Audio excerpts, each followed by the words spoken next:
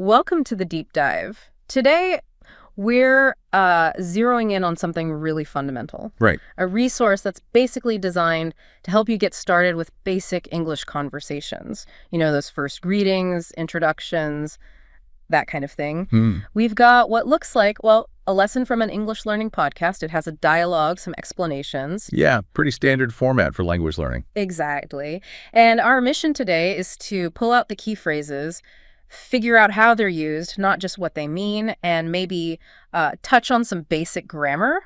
So you get a quick but solid understanding of how to start those first English conversations. That's the plan. A shortcut to feeling a bit more comfortable, you know?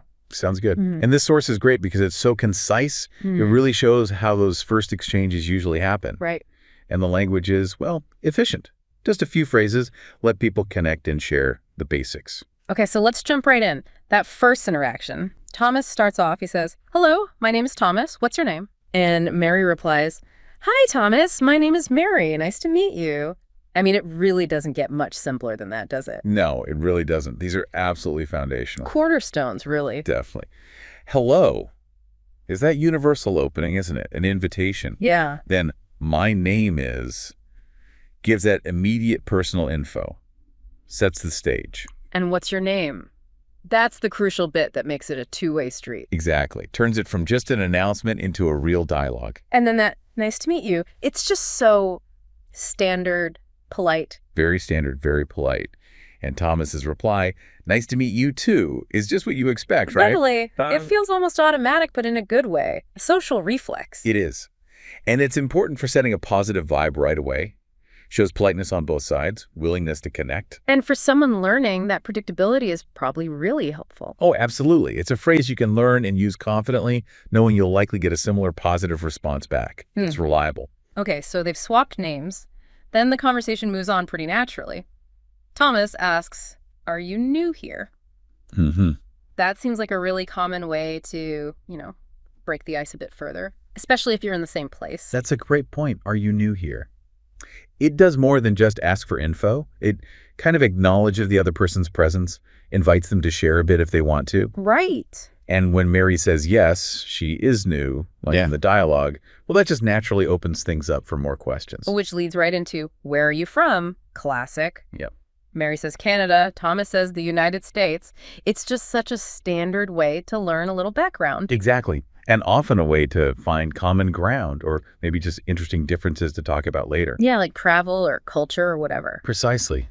Knowing where someone's from gives context. Though notice, the dialogue keeps it brief here. True.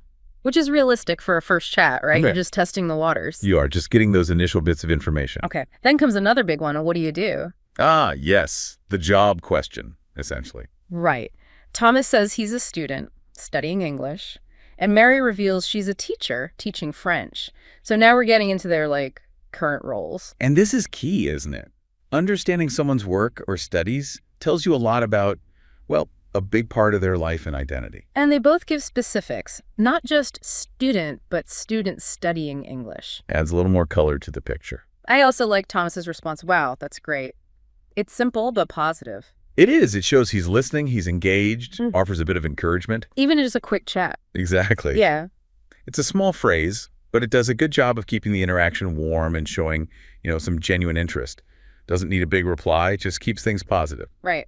So as they wrap up, Mary says, "It's nice talking to you, Thomas." And Thomas comes back with, "You too, Mary." It kind of mirrors that "nice to meet you" from the start, doesn't it? It does, but this time it signals this part of the chat is ending. It's a polite way to close that specific interaction without just stopping cold. Exactly. Graceful ending.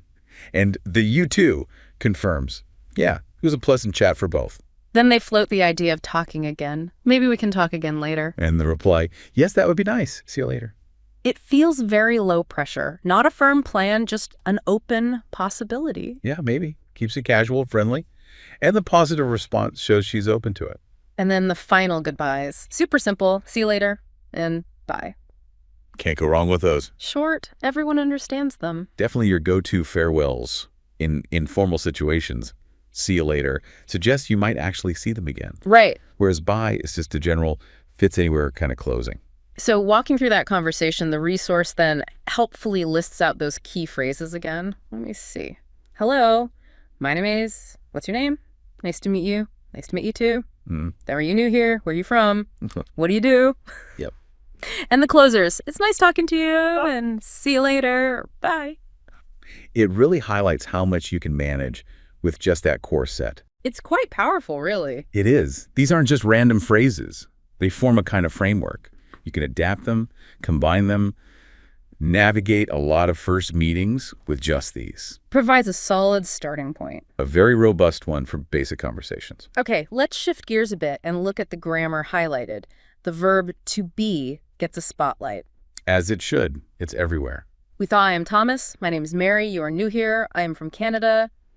It's just fundamental. Absolutely a cornerstone, especially for introductions, facts, descriptions. The big thing for learners is getting that subject-verb agreement down. I am, you are, he, shite, is. We are, they are. Exactly. Using those correctly is just essential for clarity. And of course, it's used in questions too, like, are you new here? Yeah. But that's maybe getting ahead. Yeah, a bit deeper. And the other grammar point is the present simple tense. Right. You saw it in I study English and I teach French. Perfect examples. You use the present simple for things that are generally true now or things you do regularly. Habits, facts. Like routines. Exactly. And for most verbs, like study and teach here, you just use the basic form of the verb. It's incredibly common, super necessary for talking about yourself and others day to day. Got it. Okay, and finally, vocabulary. The resource pulls out words directly from the chat. Which is a great way to learn them. Yeah, context helps so much. So we have new, meaning someone who just arrived. Like Mary, who just moved to this city. Right. Then city itself, and country like Canada, the U.S. Examples of origin. Then student for Thomas, teacher for Mary. Their roles, yeah.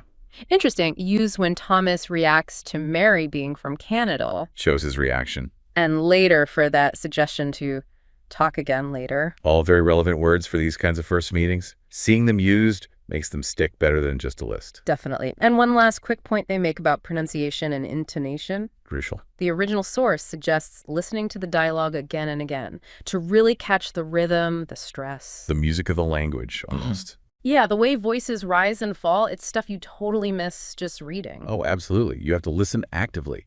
That's how you pick up accurate pronunciation and, importantly, how English flows. Intonation carries so much subtle meaning, even emotion. Paying attention to native speakers is key. For sure. Okay, so let's kind of rack this up. What we've done in this deep dive is unpack a resource focused on those absolute basics. English greetings, introductions. Yeah, we looked at how to start a chat, how to end it politely. Touched on some really core grammar, the verb to be, the present simple. Plus some key vocabulary, all seen in action in that dialogue. So hopefully you listening now feel like you've got a stronger handle on those fundamental building blocks for initiating conversations in English. In grasping these elements, it really builds confidence, doesn't it? It's not just about memorizing lines. No. It's about understanding how these pieces fit together in, like, actual communication. Exactly. So the idea is for you to think about where you could actually use these phrases, traveling, meeting people at work, online. Right. These are the tools to get those first interactions going. Which leads to maybe a final thought for you to chew on. We've covered the very beginning, the hellos and basic info. What comes next? Beyond these first steps, what other conversational building blocks feel essential? What do you need to move past just introductions and, keep a simple conversation flowing, build a little more connection? Something to think about.